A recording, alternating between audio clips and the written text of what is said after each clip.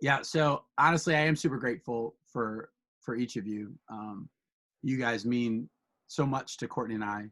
And as I thought, I hadn't thought about it until after I asked you, but each of us have a unique relationship. Each of us have developed those relationships over years. I didn't even think about the fact that I did each of your weddings. Yeah. And so like we are, so we are family, like we are family. And yet I feel like what we've gained from you, I feel in some ways is so much more than what maybe you've gained from us. We've felt so loved by you guys, and we really do feel that way about you. And so it is upsetting to us to see so much hatred and violence, because it's not like a theoretical thing in our mind. It's not about some people somewhere. This affects people that we know and we love.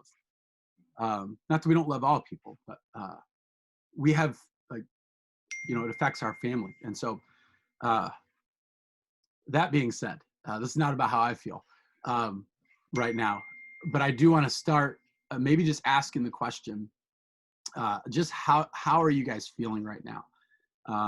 There's obviously a lot going on in our world in light of not just even George Floyd's death, but I mean, as we continue to go back, Ahmaud Arbery and Breonna Taylor, and I mean, we can just go back for centuries, quite honestly. And so, but there seems to be it's not seems to be, there is a larger movement going on right now. There's more traction and more exposure than ever before.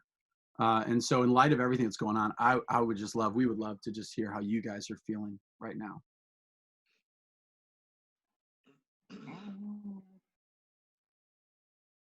As for me, I'm tired, frustrated, sad. Yeah, those come to mind right now. Just on top of, trying to stay safe and healthy from coronavirus. Now it's like another thing to be added to the plate. Even just for me, like when I go out, like go shopping and like get my mask on and all that, like in the back of my mind, I still like worry, like if like how I look, would that be like a threat to someone? Because like I'm trying to stay safe just like you, so I have a mask on. Right. So just kind of that extra layer, then worrying about like our safety too and everything. So just all that, tired, sad, frustrated, just frustrated in the sense of, like, all this has been going on for years and like nothing's been done about it, and we've talked about it and like for like many years. And I'm glad now there's a lot more traction happening. It's like, why didn't you believe us when we told you the first time or the second time or the third time or the fourth time? And so on and so on. Yeah, right. Yeah, no, it's just so draining, really. Like just having to go through a lifetime of just seeing that cycle of injustice happen over and over. You kind of just get to the point where you're just tired and you're drained, and you're just wondering when it's going to end, but then also worried too. So like we live in Luxembourg currently, but just worried for our friends and family back home, brothers, sisters, like my nieces, my nephews, who are actually starting to get to the age where they're transitioning to be young men now, and it's just something that's just you constantly have to worry about. But like there is some hope there too. Like I think that one silver lining to this whole situation with the pandemic is the fact that there's less distractions, and it's like that the world is really focused on this as an issue. I mean, we just had a protest here in Luxembourg, a tiny country in like the middle of Europe. We had a protest for George Floyd here in Luxembourg, which to me was shocking, because I just didn't I just didn't think it would have that much reach. So so still have some hope as well. Yeah. Yep. Again, myself, I'm sad, tired, because it just seems like all these senseless murders keep happening and there's no justice, there's no reform. Worried for family, friends, ourselves, the future that our children are going to inherit, and the livelihoods, the quality of life that they're going to have in the future. Um, because racism in and of itself just adds stress. Like we're in a constant state of worry and stress. Like we're looking over all our shoulders for the next attack, the next incident, you know.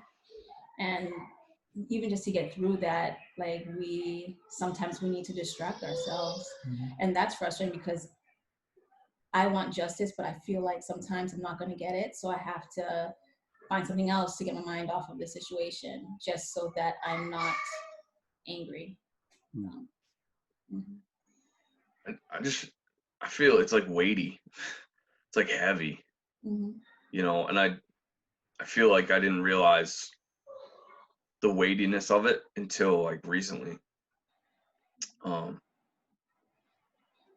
Not because like I like didn't see stuff that was going on, but I think just you kind of like what Patricia said, like it just happens so much that it becomes like commonplace.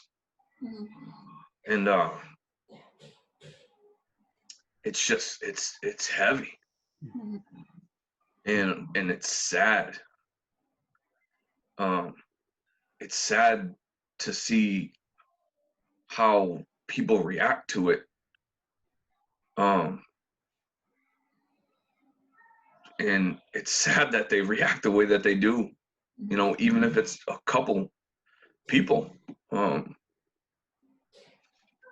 It's like, you know, certain people groups' lives don't count the same. And that's hard to swallow. It's hard to imagine that. And I'm sad. I'm sad about it. I'm really sad about it. So I know many people have been sharing stories, which is so helpful. You know, just taking time and requires an incredible amount of boldness and courage. So if you guys wouldn't mind, even just share some of those experiences of racism that you've had, because I think that is so helpful. I just think people don't, you know, to your point earlier, Carlton, you know, why didn't you believe us the first or the second or the third or the fourth or the fifth? And so I think part of it is just keep reminding people that, you know, I saw a really powerful infographic this week that had a glacier. I think I'm using the right scientific term there, but underneath the water, and all you see is the iceberg, like the tip of it. And there's an arrow pointing to it. It says, you know, this is racism caught on a cell phone. And then this huge rock underneath, this is actual racism. And so I think what happens is more people tell their stories, they realize this isn't just happening infrequently, periodically, 3 or 4 times a year. This is a way of life, particularly in America, although certainly it reaches further than America. So I think that is helpful. If you wouldn't mind, maybe share some of those experiences that you guys have had, where you yourselves have experienced or been the victims of racism in our country.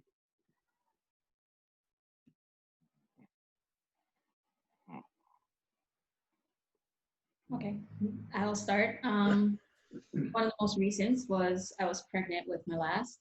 We had gone to Rentham outlets and we're driving back.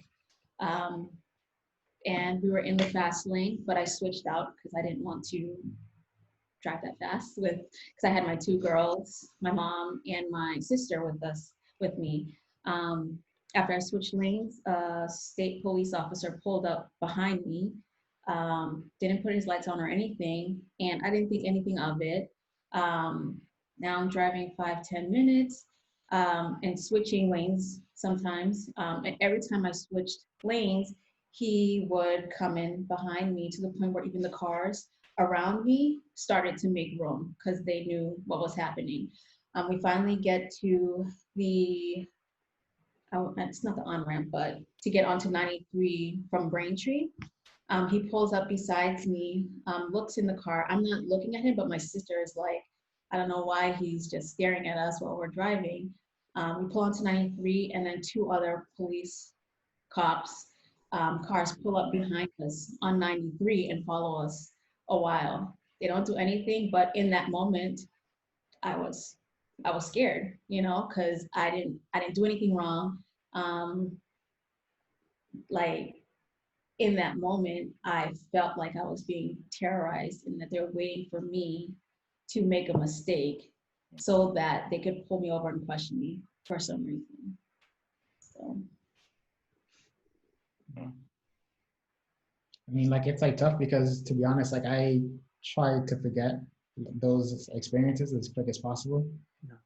So it was like funny. Earlier this week, I was talking to Patricia, and I was trying to think of which experiences to share, and it was funny because Patricia was like, "Well, like, what about this one that happened at work or what about this at the restaurant?" And I was like, I like forgot about all these experiences that like happened. But to me, I think the two that stick out the most was there. It was probably maybe 5-6 years like years ago. It was after a big snowstorm. I was at my mom's house in Everett, and all of the cars were covered in, buried in snow. So I was just shoveling outside and getting the cars out. And then there was a green SUV that turned down our street, which is a small side street. So I moved out the way so that they can pass, because I was trying to clean off the car. And as soon as they passed by me, they rolled down the windows and yelled the N-word and just keep going. And like at that moment, I'm kind of just like, I kind of just shake my head. I'm like still really,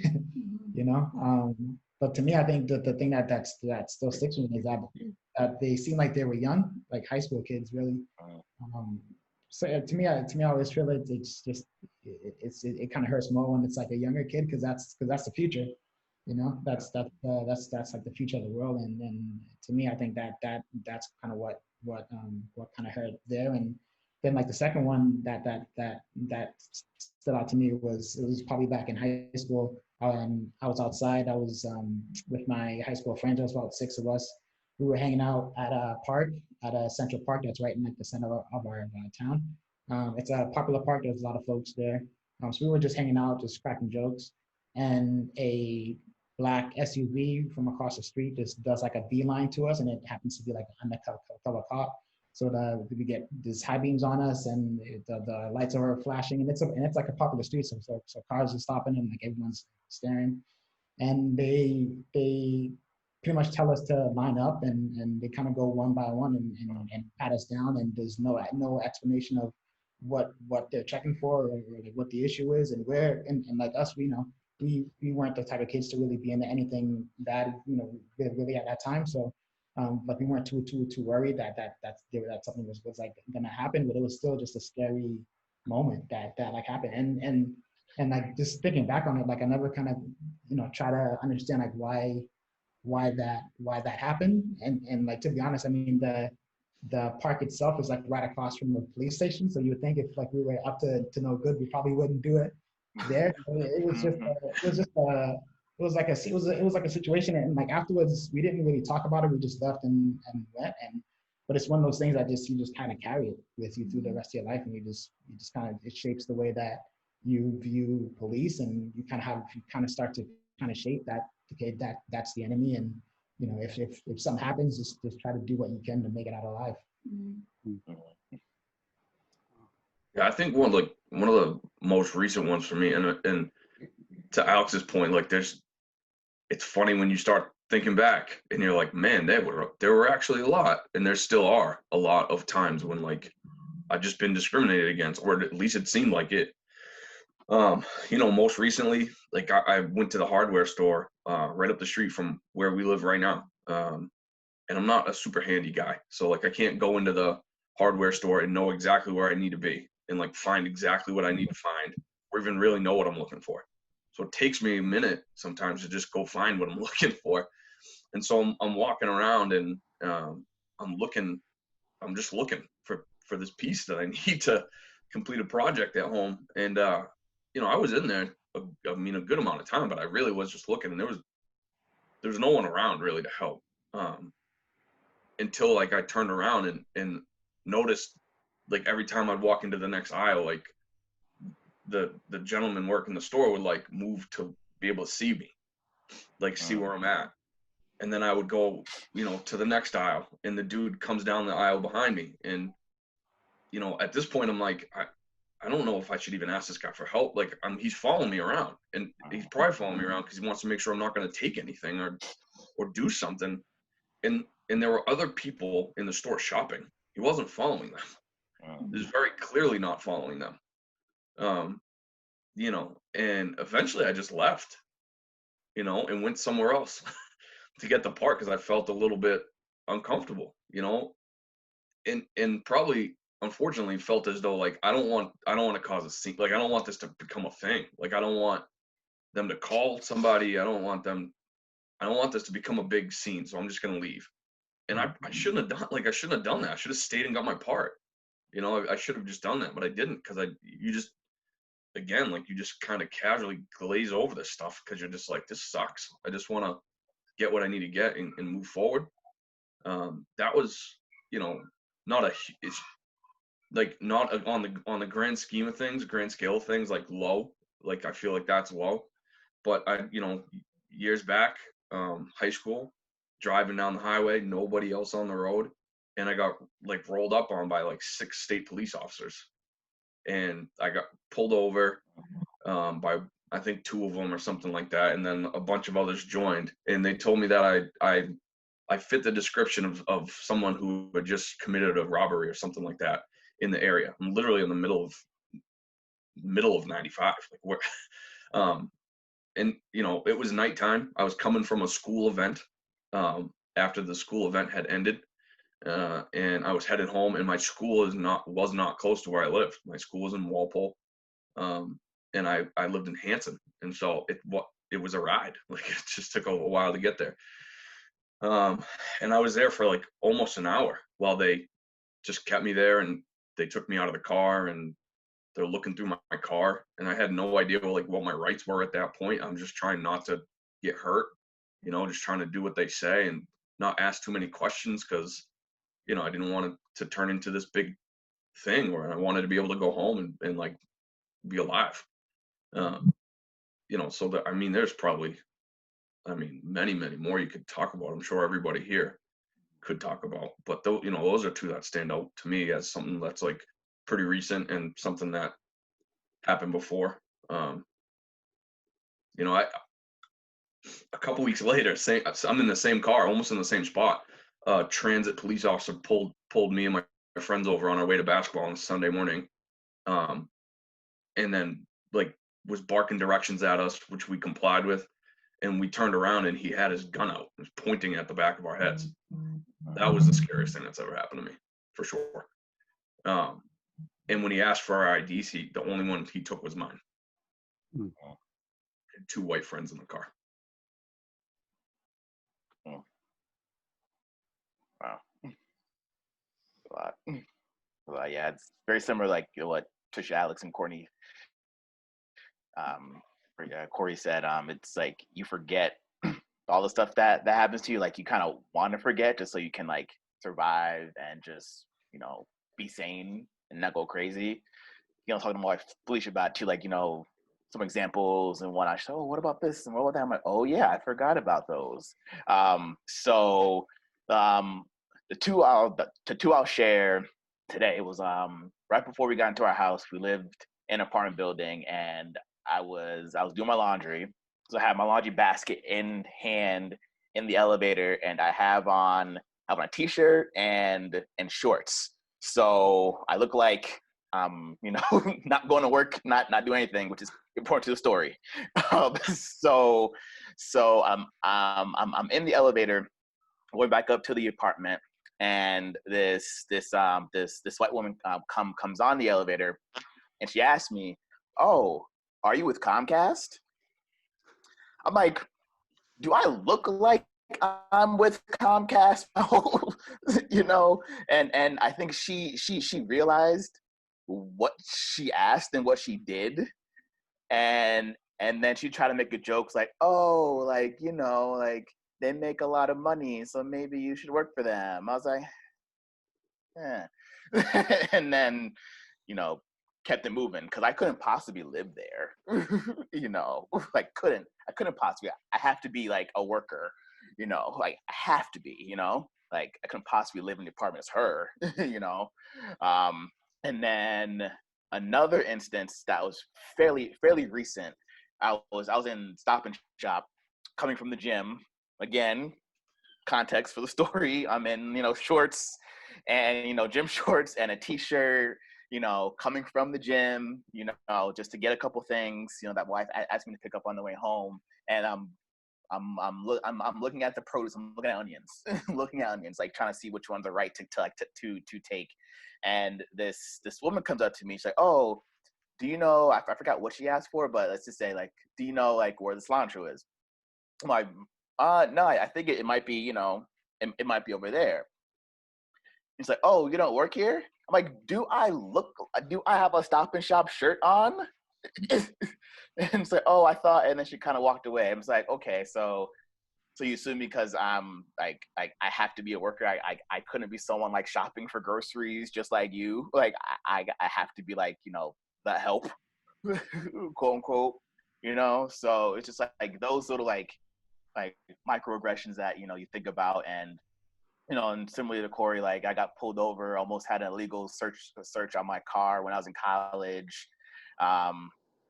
And yeah, it's a lot. It's definitely like a lot to, you know, deal with. And part of the reason why, you know, we need to share these stories is, you know, because to like show that they, you know, exist. And like every story that we shared, you know, it happened in New England. Like it wasn't it wasn't in the South. Like it wasn't like, you know, out, you know, it was in New England, and like we're supposed to be like, you know, post-racial. It's not true at all. So it just to, you know, to show people like it's happening everywhere.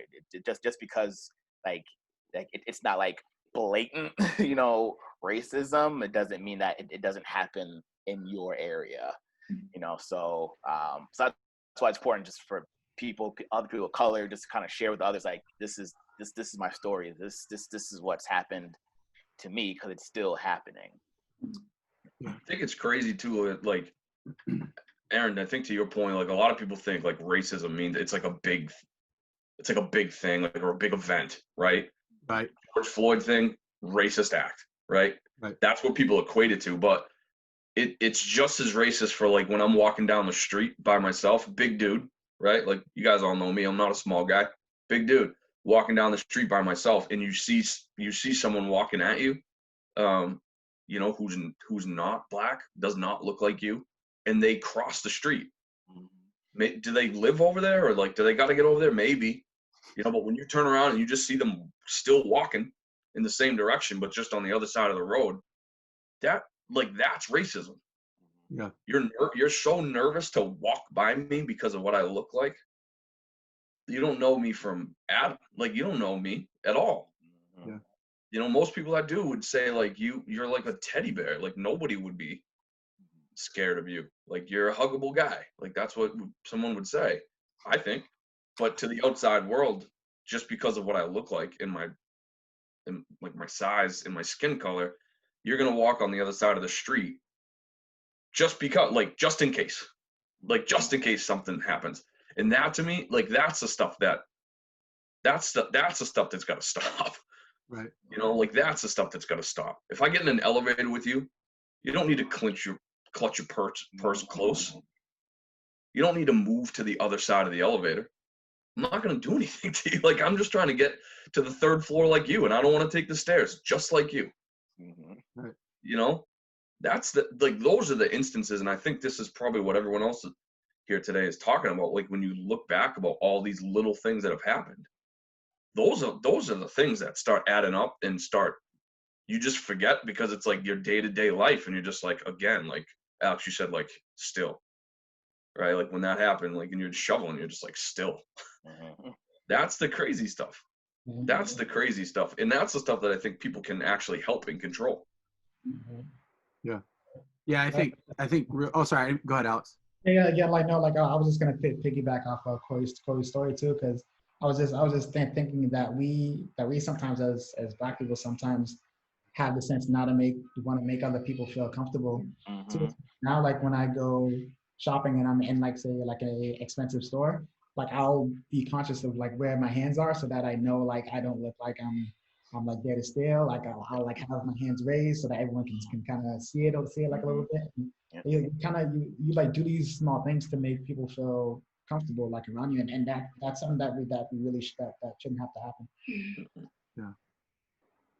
Well, I think that's why all of this is so important to this dialogue. And you guys have all, I mean, first of all, it again is, it's super overwhelming to think like this is just, it's not like an act that you anticipate. It's a way of thinking that you've carried with you from early childhood. You've just, this is the way you've thought. And so it's this added, it's an added weight that is literally taking up mental real estate in your mind that, quite honestly, white people don't, that's like a whole space in my mind that doesn't get, I don't have to worry about. I don't use that. I don't think about that. I don't have that. That doesn't even come into my mind, which I think is why people need to hear these stories, because they don't even realize how much they've perpetuated it and how much white people have benefited from it.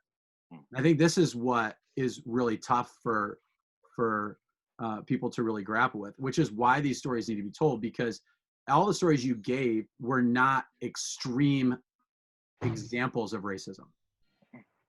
They are the normal, everyday way of life in our country, that this is as American as it gets.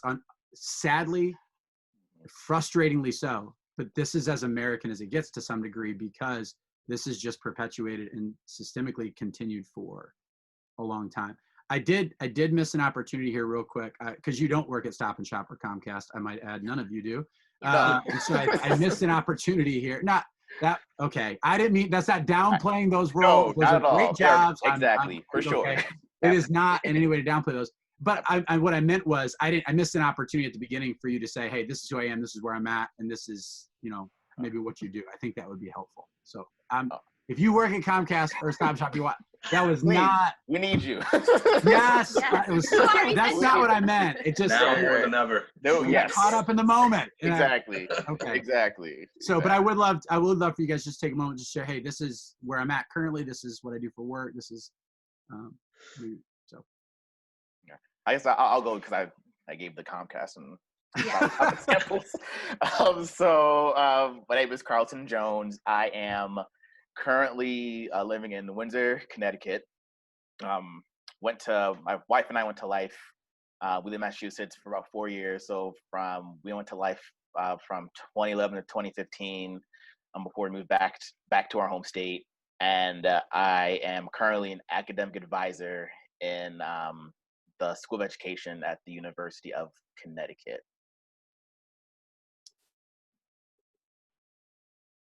My name's Corey Morris, as you can see on the screen.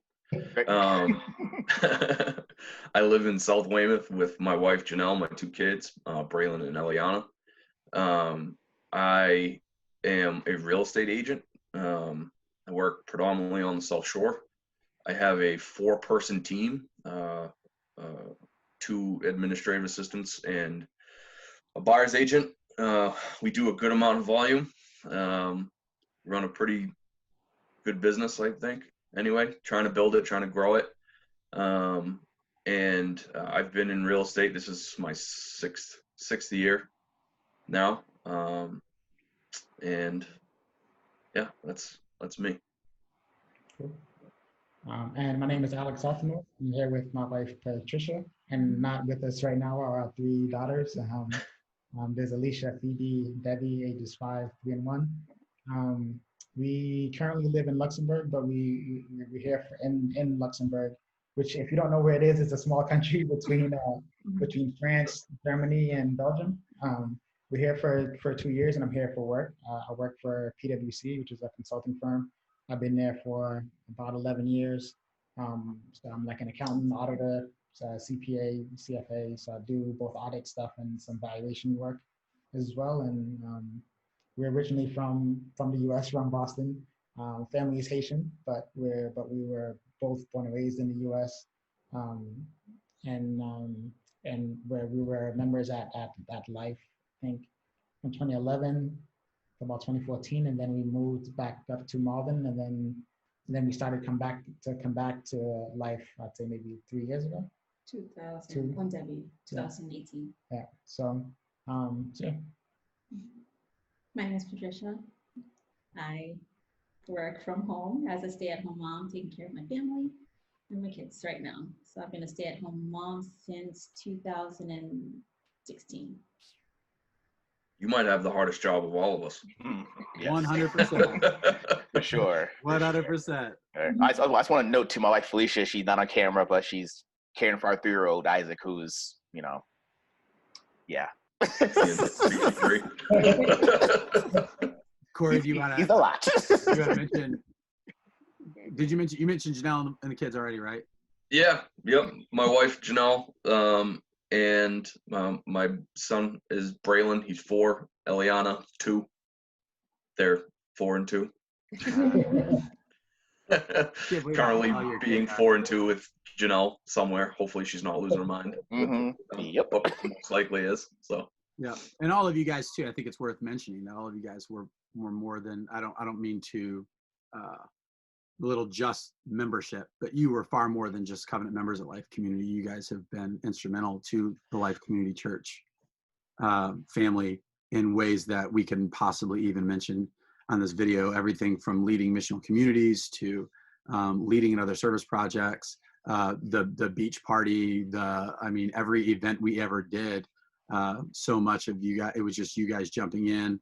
Alex, most recently going through the pastoral track and pursuing eldership at Life, which we loved. And then he got called to Luxembourg. And so, which, by the way, it was important that he mentioned it was a country, because none of us knew that it was a country until we got on this call. So super grateful for the clarification on that.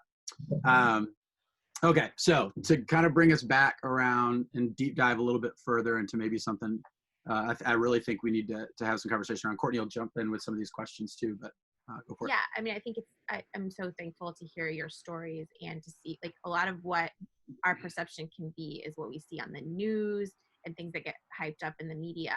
And I think it can be easy as human beings to chalk it up to that person was a bad person and they were in the wrong place at the wrong time doing the wrong thing. And so, knowing all of you and hearing how you just every day you just try not to give the wrong impression is it's heartbreaking.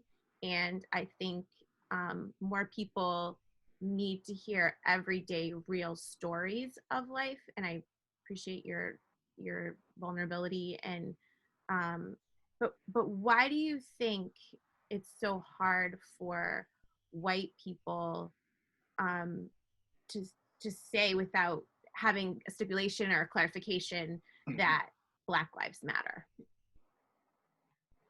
I don't think it's hard for all white people to say that.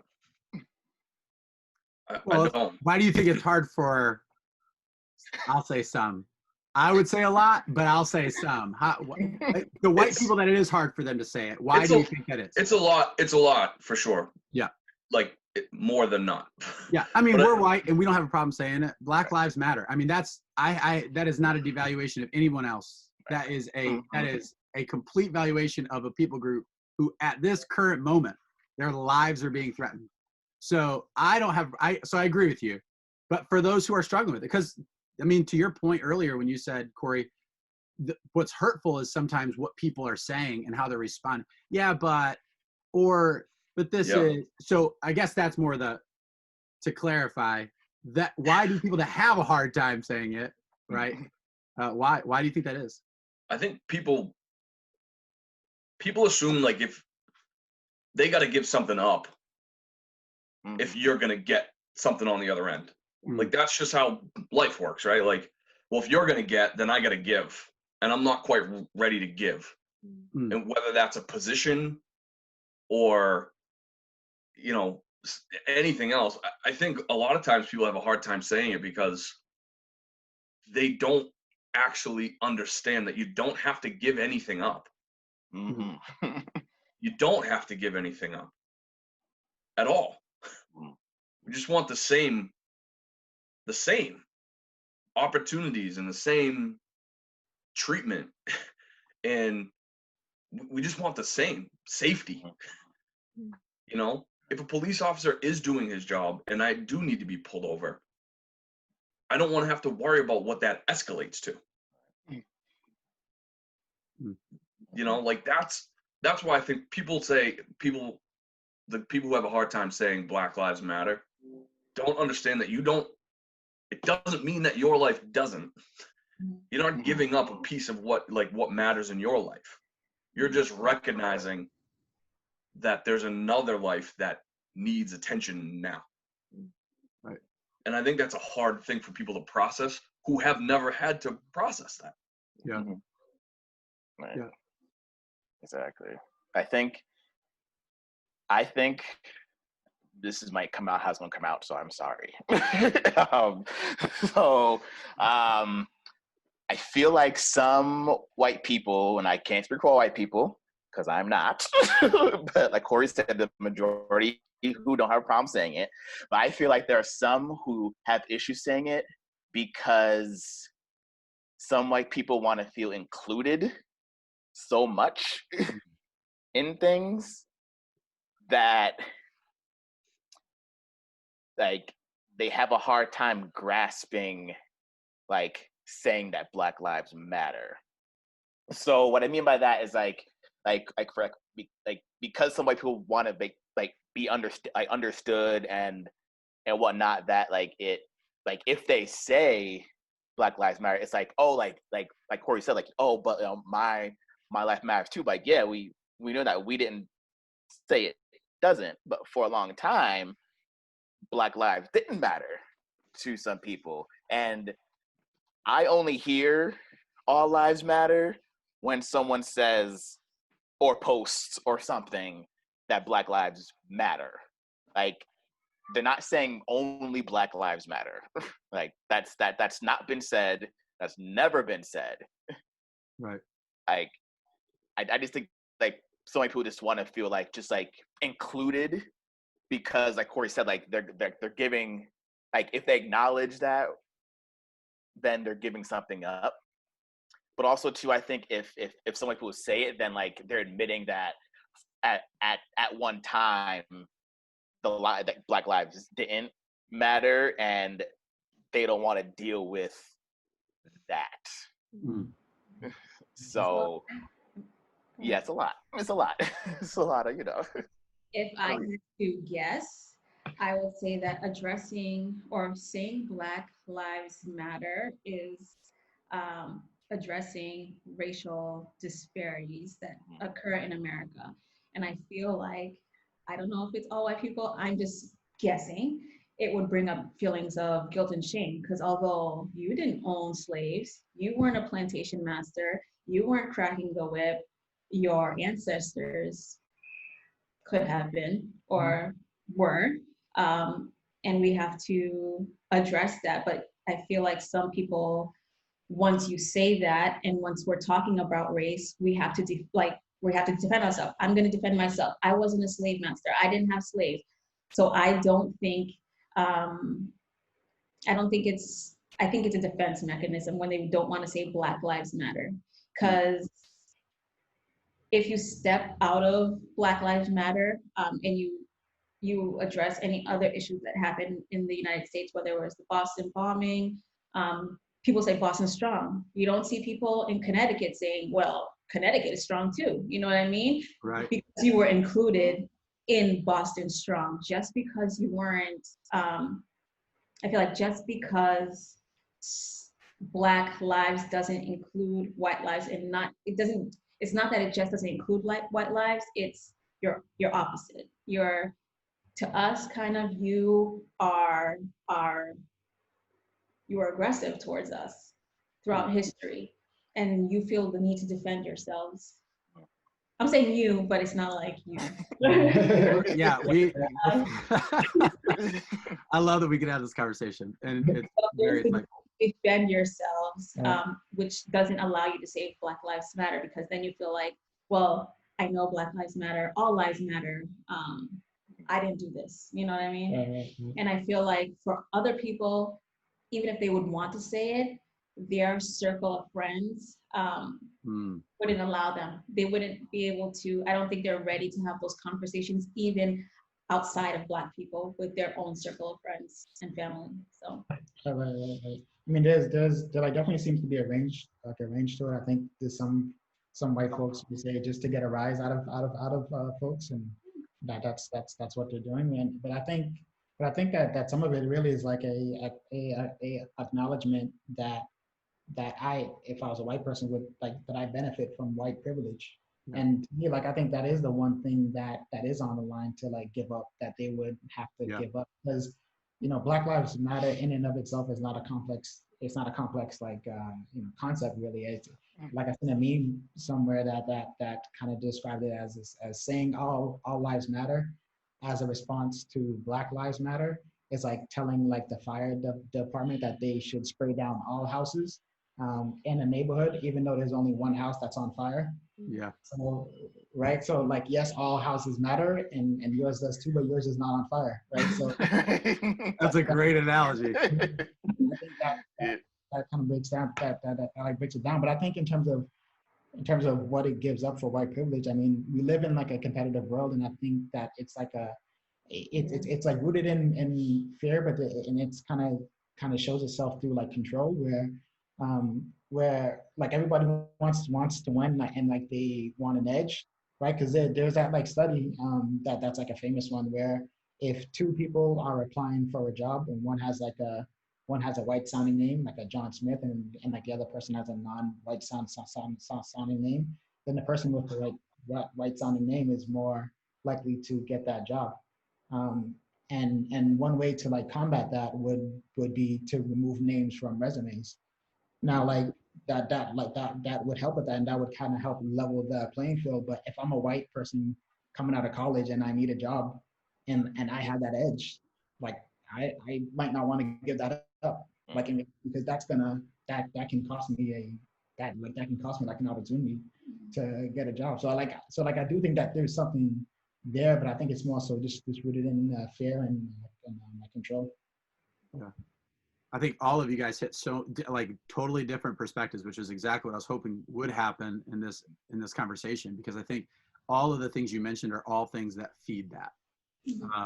And so I think whether that's fear of what your peers may think, whether that is guilt, whether that is, again, the risk of having to give up a benefit that quite honestly we've had and we've benefited from, we've built our lives on. There is some of that has to go. I mean, this is what Paul wrote to the church in Philippi when he said that in humility we are to count others as more significant than ourselves. So there is a requirement, I would say, particularly of Christians, right, where we by entering into being followers of Jesus, we're entering into a life that says I'm dying to myself. And I think right now we have the opportunity to demonstrate that specifically by standing with our Black brothers and sisters and saying, hey, this, to your point, Alex, I get it. There is a lot of houses in the neighborhood. One's on fire. What do we got to collectively do to put the fire out? My favorite meme I saw on this week was, I can't get it out of my head. I wasn't going to say it, but now I'm just going to say it because I can't stop thinking about it. It was an analogy of Black Lives Matters to the prodigal son returning. So the father's holding a sign up and it says hashtag prodigal sons matter. And then it talks about how the brother is like, doesn't go to the party. And he's like, well, I prefer all sons matter. And then the dad just responds, dude, it's not about you right now, bro. Like, it's not like, that's not, the father never said he didn't love the son. The firefighters never said they didn't want to care for all the houses. They didn't we have to put that to rest. And there has to be a moment where we can say enough's enough, until we bring to the forefront that there is a people group that has existed among us that has been the victim of oppression and racism, and those things have set back a group of people centuries now. That has to change. that has to change. I think part of this is the embracing of our own racism. And so one of the things in his book, Generous Justice, Tim Keller, pretty watershed moment for him. And I loved this part of his book. The whole book is actually really excellent.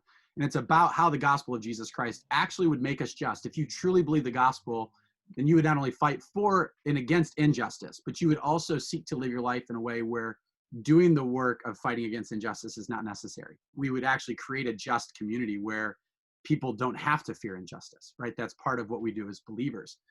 But one of the things he says early on in the book is that when he was at seminary, he had a close friend, an African-American student at the seminary, and they just had lots of great dialogue and conversation. He said at one moment at his dinner table, he remembered this individual said to him, "You know you're a racist, right, Tim?" And he just brought it. I love the thought. And Tim and his then wife Kathy, I mean, they were involved in, they were standing out in the civil rights movement. They felt like we're doing a lot of great things to help. But I love this thought. He says, "You know you're racist, right? You don't want to be, you don't mean to be, but you can't help it." Awesome. All right, so I'll just pick up from where I was at. So basically, it's this watershed moment where Tim Keller is really confronted with the idea that even if he doesn't think about it, doesn't want to be, he has racist ideas and thoughts and notions. This idea that when we look at people of other cultures, we tend to say, "Oh yeah, I get it. They do that because that's their culture." I tend to look at my culture as, but this is the actual right way to do it, and everything else is in comparison to that. And what Tim Keller says in the book, which I think is helpful, is he says he realized that over time, his cultural biases, right, had become moral imperatives for him, or they had become kind of moral principles. And so, in other words, he was recognizing that there were areas of his life where he was, at the very least, thinking kind of through a racist lens or racist type thoughts. And without addressing those specifically, those things have become just like moral norms or moral imperatives. Like there's a right and wrong way. There's my way of doing it, and then everybody else is doing it the wrong way. I think it can be as subtle as that for a lot of people. And I think that's what we're hearing too, is how often the way, crossing over to the other side, a second guessing a situation because of the color of someone's skin, like the list goes on. And so I guess one of the things is, what would you guys suggest? How do we begin? And I specifically mean, again, we're talking about white people here because the onus is on us, right now. That's the onus is on us to identify these things and begin to change those things about us. That doesn't mean there doesn't need to be change across the board. But again, the onus is on us right now. So what are some things that you think we can be doing to begin to fight against those things, identify those things, educate ourselves about those things, and begin to really change the narrative in our lives, really identify whatever kind of racist tendencies, ideologies that have just kind of become a part of our mindset or our heart? How do we begin to fight against those things and really just cleanse ourselves of those things, right? So that like even on the smallest level, racism is getting, kind of cleansed, right? If that makes sense. So where do we begin to fight against those things and identify those things and begin to deal with those things? I mean, I think for white people, specifically Christian white people, it starts with prayer, just like any other thing, right? Like praying for opportunities to hear, to understand, and to know what's going on, and have a willingness to first of all say, I have this going on, and I need to identify it within myself, so that when it's happening outside, my ears are open to it and I'm understanding what's going on. Because I think that no one can make any changes until they understand what needs to be changed. And so I think it starts with prayer and praying that your heart would be open to a change, and that your ears would be willing to listen and understand what's going on. And so, I think that's a good place to start for sure. And once you start to open your eyes and open your ears and hear the little things that are going on, or you see something going on, like addressing it, and standing up for it. I really truly believe that like the only way that this stuff begins to change are going to be these little these little instances where you have an opportunity to stand up and say, like, that wasn't right, that was racist, you can't say that, you shouldn't do that, do you realize what you just did? It's those sort of questions to people, you know. I think that's where it begins, you know, is admitting, like, I do need to look into this, I need help with it, because my heart's not going to change on its own. And then identifying those smaller issues and addressing them when they pop up. I think that's a great start. You know, somebody tells a joke at a work party, you know, not laughing. and whether you call that person out immediately or you go talk to them afterwards and say, hey, listen, I don't agree with what you just said, and I know you're just trying to be funny, but it's not funny. Yeah. You know, and I think that is the stuff that starts to change people. You know, because people will argue all day about the rights and wrongs, and, well, this guy was this, and this was his history, and this was this guy's history, and like, blah, blah, like, they'll just, that stuff, it's never going to change until the smaller stuff does. Yeah. I agree. And then, like, with that too, just like getting to know people, you know, and to actually have like a diverse, like, friend group as well. You know, I know we're all in quarantine right now, but it's like, you know, who are you inviting over to dinner? Right. You know, like stuff like that. You know, who's on your bookshelf? You know, who are you reading? Like, who are you, like, you know, broadening your horizons to? And like just getting to know people just at that level, especially if you get to like other people of color, other Black people, you know, like, you'll start to, you know, as you start to get to know them, you know, you'll get to hear their stories and, you know, see what they've, you know, gone through. And for the white people and white Christians, like, if your circle of friends are only white, then you're not really like, well, you're not really, like, you're not like expanding your network, like it, and you'll most likely continue to have the same thoughts, same ideas. Like, you may not think you are racist, but if only your group of friends are just one type of people, then, like, you aren't taking that step. You aren't, you know, loving your neighbor as yourself. You know, like, it's not like you're not doing it.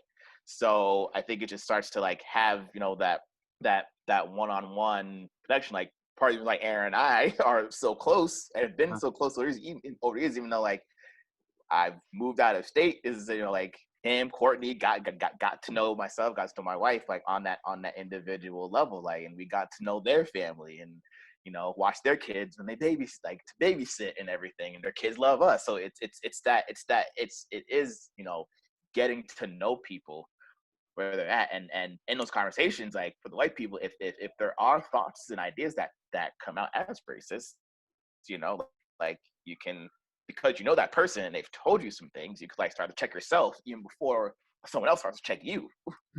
You know, so that you're not continuing that behavior. Yeah, man, I honestly, love that, Carlton. Real quick, dude, we forged a relationship while Felicia and Kortney clipped coupons, and you and I would drink Red Stripe and watch episodes of Fresh Prince of Bel-Air, and I was like, this is my brother. So I mean, I feel like I don't know if that could be in a church video or not, I don't know, but that's real life. And I mean that because I would suspect the majority of white people who have a hard time saying Black Lives Matter is because they don't have any deep, meaningful relationships with Black people. Because that would change. If you have deep, meaningful relationships with Black people, you of all people right now would be heralding that Black Lives Matter. Because it's not just this ambiguous thing. I'm saying Carlton and Felicia matter. That Corey Morris matters, that Alex and Patricia matter. And so I do think, again, I said I was gonna listen. You got me fired up on that one, Carlton. That was, but I do think it is a part of it. Like, you must not know or must not have a deep, meaningful relationship with a Black person, because if you did, you would be rallying right now. So, and that's what I was gonna jump in and say too. Like I feel like a lot of people now feel like, well, I gotta add a couple Black people to my roster, right? Like, and that's fine, but it's gotta be sincere, right? It's gotta be sincere. Otherwise, it's like, this is part of the problem. So you can say like, well, I have a Black friend. Yeah, that doesn't count. No. like, yeah, me too. I do too. You know, like it just needs to be sincere. It needs to be a deep, meaningful, get to know me type of relationship, get to know each other type of relationship. Not like okay, so I heard that I got to know some Black people, so let me look around for some and see if they'll accept my friend request. And then that doesn't work. No. That doesn't work. Nope. And that's Black people the can see problem. that. Yeah, can see that. I mean, that goes for anybody. Like, if a friendship isn't genuine, you wouldn't continue that friendship. Right. And it also doesn't mean you need to become best friends overnight. Right. It just is showing the effort to get to know somebody a little bit, so that when you see them somewhere, you can talk to them for 5-10 minutes. I feel like I have good relationships with everybody on this call right now. Right? Some of you guys I haven't seen in a long time, but if I saw you, it would be very easy to have a conversation, just chat with you. I think that's what we're talking about. Yeah. You know, I think that's the kind of relationship. I can tell you a little bit about each person on this call, you know? I think that is the type of thing that we're talking about, as far as like a sincere type of caring relationship. Yeah. Yeah, actively listening. I mean, even when you do decide to build your friendships with people of other races, other cultures, like actively listening to their experiences. Because I've had situations where I've said, oh, I've been through this, and friends have said, well, maybe this is what they meant. And in that moment, you're undermining my experience as a lived Black person. And based off of your theory of what could happen, or what happened, you're undermining my actually lived experience. So it's actively listening to the experiences of your Black friends, right? And not necessarily being ready to build theories around their experiences. And then even if you don't have any Black friends and you want to combat racism, there's numerous resources, numerous documentaries, written work, where you can sit alone in your room, watch Netflix, read a book. There are movies, documentaries, biographies, written works where you can work that addresses racism from slavery to now, through Jim Crow, where you can start to dismantle ideologies that you have on your own without the help of a person of color or a Black person. You know what I mean? Yeah. And then obviously acting out to combat racism, because we didn't build, these structures and we didn't build these corporations. Granted, they're built off of Black backs of slaves sometimes, but we do not, we don't own them. We didn't construct these systems, and we're not often put in positions where we can actually not changing them. So that would be our white allies, that if they see something happening in corporate America that is not right, say, hey, we have to implement actions to address bias in hiring, in employee reviews, whether that's in school systems as well, discipline, suspensions, you know what I mean, and policing, and how quickly you choose to draw your gun on a person of color versus a white person, individuals within all of these organizations could change it just by one single act. And we're asking that you act. That's all. You know what I mean? If you want to be my friend, that's fine. You know what I mean? But you can act. You can do something, just something. Because it's not enough just to read about it. If you see it happening and you just, oh my goodness, that's sad, I'm so sorry, but you're not doing anything, where I have no power to do anything, that's not helpful.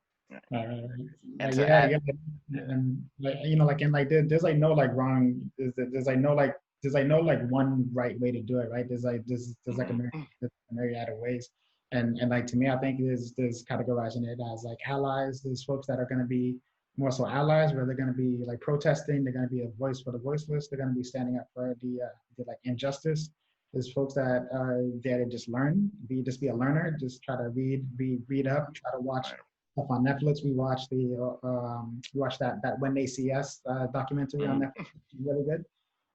There's like folks that are just there to support, whether that's like emotionally, whether that's financially. There's like a lot of opportunities and a lot of orgs that you can give to that. I know there's like the NAACP Legal Defense Fund, which is like a popular one. So there's just a different ways to help.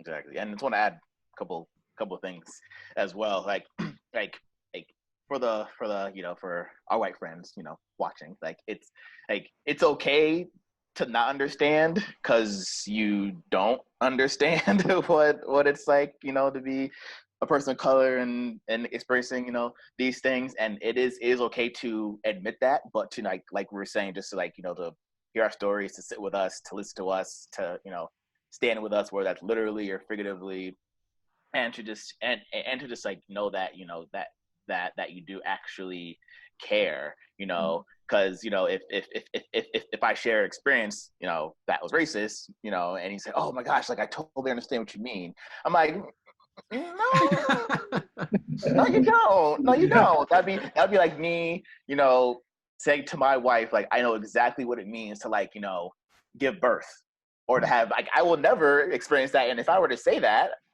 I wouldn't say I'd be in trouble. That's a nice way to say it. so it's one of those things where like we know you're not gonna fully understand, and that's okay. But to sit with us and just to lament with us when we are expressing these things that have happened, shows. And also like Alex and Patricia were saying, there's many ways to support, you can go and protest, but if you don't want to protest or can't protest for for whatever reasons, like say donate to funds, maybe you can give food to some of the protesters. There's different ways that you can support. So yeah, that's what I wanted to add. And I think it has to be like an ongoing thing too, because I feel like people in general tend to get real fired up when stuff goes down for like a week. Like all you see on the news is all this stuff, the protests, and we got to make change and all these things, and people are making statements, and then like 2 weeks go by and it's like back to regular life. But for the people experiencing this stuff, it's back to regular life of facing this stuff. It doesn't change just because the media has put their cameras away or a politician isn't making quotes, however silly they might be, about certain things. Like, you gotta be willing to continue to learn, to read watch the documentaries, donate time, sit with people, whatever it is. It has to be ongoing. It can't just disappear because summer is here and we all want to go to the beach. That can't really happen. It's got to be an ongoing thing. It just can't. This stuff tends to lose momentum because I feel like sometimes people like to be a part of something, so they'll go down to these protests because it's like the thing to do. It's like, I got to go be involved in this thing. And then they just go home and get back to whatever it is that they're doing while the problem still persists. Yeah. So I think it needs to be an ongoing thing. And I don't think there's anything wrong with going down to see what's going on. I think even that can inspire some change. Yeah. But as you're thinking about what is next after you go down and stand with people, there has to be more. There just has to be more, intentional movement forward. Just, you can't let the wind die out of your sails because the media put their cameras away. Right. Yeah. Well, kind of as we wrap up here, I say wrap up. I think this is as important a question as anything we've addressed this far. John Perkins puts it this way. He says, only the power of Christ's crucifixion on the cross and the glory of his resurrection can heal the deep racial wounds in both Black and white people in America. And so I think, all of us that are talking here, that is the one thing that we have in common beyond everything else. I mean, it's the most, now we would all say, the most intrinsically bonding thing about us is that we believe the gospel and that Christ is central to our lives. And so how do we, I guess, as Christians, how should our faith in the gospel, okay, so that's our anchor point, right? That's our hope. How should our faith in the gospel affect the way we address moving forward? So you've already kind of alluded to that, Corey. We've talked about this some, so it may even be somewhat redundant, but I think maybe what we're looking for here is how do we approach racial injustice maybe differently, if there is a difference, if that makes sense. Like because the gospel is central to our life, because Jesus is central to our life, how does that inform our approach to addressing racial injustice? Is there a difference there? And if so, what is that?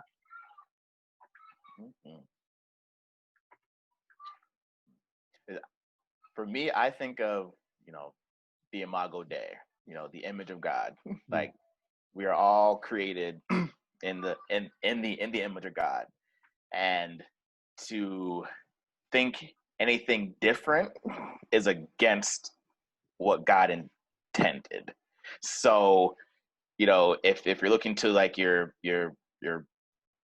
like brothers and sisters like of color, like really like, seeing them as, God's creation, because we are all God's creation, and he created us with different, skin tones and personalities and, body types and like all of that, so like for me, like that's where like that's where it starts, like if I believe what the Bible says, if all people are created in God's image, then like, and if I have these thoughts that are racist, like what could I do to change that? Because this person is made in the image of God. So what could I do to make sure I'm back in alignment with that thought? Right. And that's like key too. Like, it's like key to really view it through the lens of like through the lens of the gospel. To me, like, I feel like the church and Christians should really be at the forefront, the forefront of the fight for justice, right? I mean, I'm just thinking about verses like Isaiah 1, verse 17, where like it talks about seeking like justice and trying to correct oppression. I mean, that's like a direct call to us as Christians. That's like a direct call. When like Corey was talking about just things that white people can do in terms of making sure that you be a voice and standing up for folks. Like I was just reminded of like Galatians 2, when Paul confronts Peter, when Peter's sitting and he's hanging out with the Gentiles or the non-Jews, and then the Jews come, and then like Peter separates himself from the Gentiles, and like Paul doesn't just let it slide. He doesn't just go home and like kind of like an Instagram post and he like gets in his face about it. He like calls him out. Yeah. And like he says that he like calls him out because his like conduct is not in a step with the truth of the gospel. To me, that's like an example. That's a prime example of like ways that we as Christians should fight for justice. To me, I think that like when when we as Christians are like involved, we're like able to kind of see through the trees and through the distractions. I mean, when you look at the protests and kind of everything that's happening with the protests, and then like you see things that are being put on news in terms of like the looting and like the stealing and kind of all that's like happening. Just as a Christian, like you don't fall into the trap of feeding into what the news is trying to give you, trying to share to you. Like you like think of verses like John 10, chapter 10, where like the whole goal of the thief is to steal, kill, and destroy. Yeah. So when you look at the looting that's like happening, and that's exactly that's like exactly what the like devil is trying to do to distract us from the true message and the true message of the protest, really. So to me, like, I think it's like, to me, like, we can't really leave it to the world to solve this issue, really. It's like something where, like, the church and Christians, that we have to be like involved and lead it from the front, really. Mm-hmm. And I think at the end of the gospel doesn't, it's not stagnant, right? Like, it forces us to act. The gospel is not just, praying and hoping that it'll end. God, Jesus calls us to work in our faith. So we as Christians, we can't just say, oh my goodness, I pray that, you're doing better. I pray that this situation resolves itself. Like, we have to actively do something. It's a call to action. We need to, put on, like, whatever battle gear we have, whatever power we have as individuals, and use that for justice, to seek justice. So it calls us, the gospel is forcing us, it's asking us to act. Yeah, that's so good. Yeah, Aaron, one of the things that you said, like, you used the word hope. And I think, through all this stuff, I just think it's so important to remember, like, in conjunction with what everyone else has said, like, our hope lies not with how people are going to act or what they're going to do. We hope that they do the right things. We want them to do the right things. Some of the things that we've all taught, we hope all that starts happening more. But our hope is rooted in Jesus and in his restorative power. Yeah. And I think, like, that's where we need to be. we need to do that. We need to let Christ lead, and start viewing things through the lens of the gospel. And again, like, I think Carlton said, like, if we believe that the Bible is true and that we're all created in the image, like, everybody is. That's, like, I think in Acts 17, somewhere it says, like God created, like, everybody from one man, like, to live in all the nations. Right. We're all created the same way. We look different, we sound different, but the important stuff was that's what was created all the same.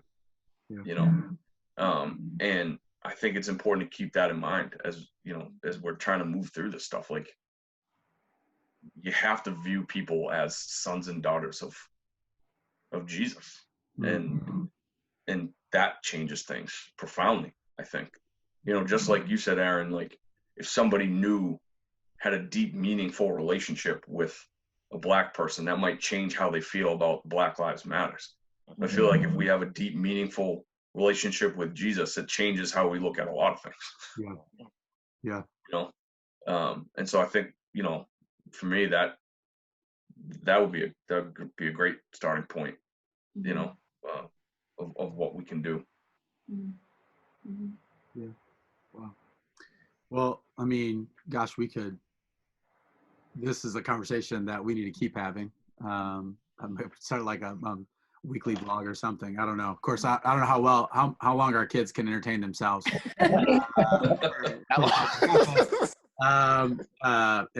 But we do need to continue this conversation.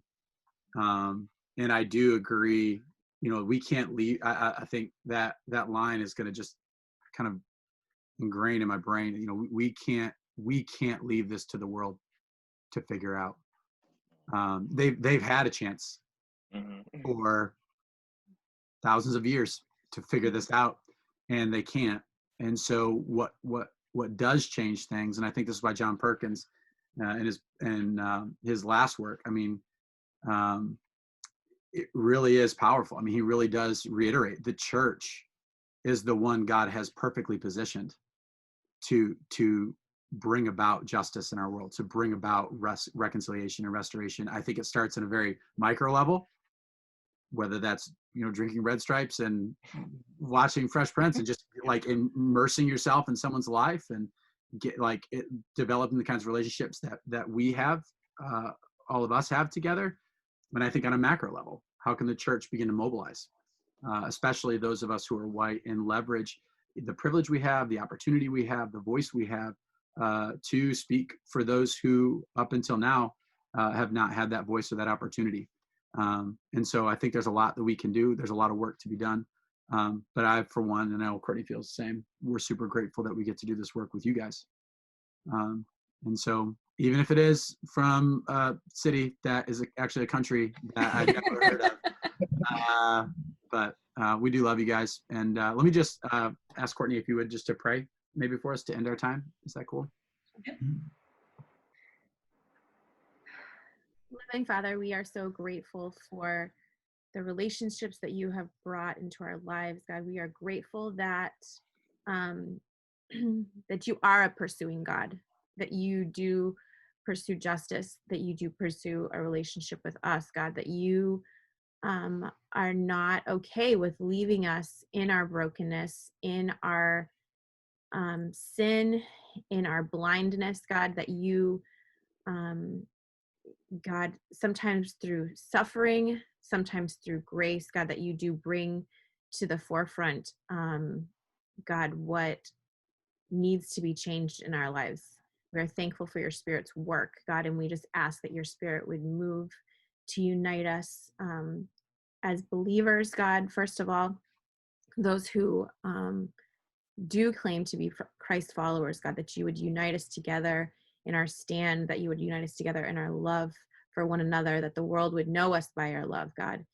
And certainly that starts with us coming out of our comfort zones. It starts with us reaching out, God. It starts with us taking a stand. And so, God, just strengthen us, empower us to do that. God, I pray for, God, the safety of Black lives in our nation today, God. Some who know you, some who don't yet know you, God, some who are just trying to get by, some who are angry and hateful, God, but we want another day for them so that reconciliation might be had, reconciliation with Jesus, reconciliation with one another, God.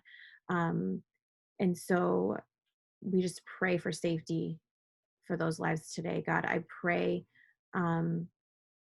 that you would use your church, God. We know that you are cleansing us, you are purifying your bride, God, and we just pray that you would use us to impact our nation and ultimately the world, God, and that it would start with one life at a time, one disciple at a time, God, one investment at a time, one right decision in the moment at a time, God, that the mind of Christ would be in us, who counts others more significant than ourselves, God, who goes out of our way to love and serve and protect those around us. And so, God, we just pray for your powerful work to be done in ways that we could never possibly do on our own. And we just ask all these things in Jesus' name. Amen. Amen.